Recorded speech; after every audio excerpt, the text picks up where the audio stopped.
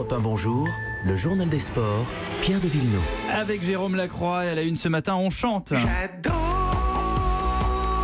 Philippe Catherine, chanteur et vendéen. Et figurez-vous qu'il s'est piqué d'amour pour l'équipe, équipe de foot de Vendée du moment, j'ai nommé les Herbiers. Amateurs, 3e division, environ 16 000 habitants dans la ville et un rêve commun, se qualifier pour la finale de la Coupe de France. La demi-finale, c'est ce soir.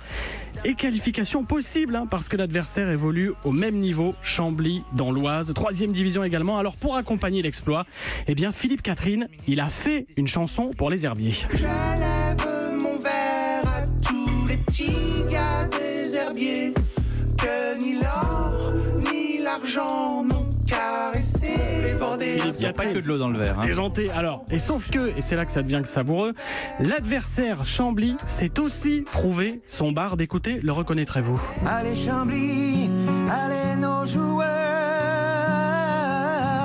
allez Chambly nos gladiateurs. On préfère Catherine, me dit-on en régie. Moi, Francis Lalanne, bingo. Picard est fan de foot. Nouveau texte sur une ancienne chanson. Vous connaissez par cœur, Pierre. Oui. La Maison du Bonheur. Un match des chanteurs. Et ce match des chanteurs perdu par Chambly et Francis Lalanne, selon Daniel, ce supporter Picard. Un terrain, des crampons, des copains pour taper dans un ballon. C'est pas du tout la musique qui est adéquate pour un match de foot. La Maison du Bonheur, je m'excuse, mais c'est un peu mou quand même. C'est son avis. Avec Cyril de la Morinerie, les Herbiers Chambly pour une place en finale dans de la Coupe de France de foot ce soir, coup d'envoi 21h. Alors la qualification rapportera plus d'1 million d'euros, 50% du budget annuel de chacun des deux clubs. Match délocalisé à Nantes. 35 000 supporters à la Beaujoire, dont plus de 30 000 pour les Herbiers. Ce sera le record d'affluence en France pour une rencontre entre deux équipes de 3e division et le vainqueur défiera en finale le 8 mai.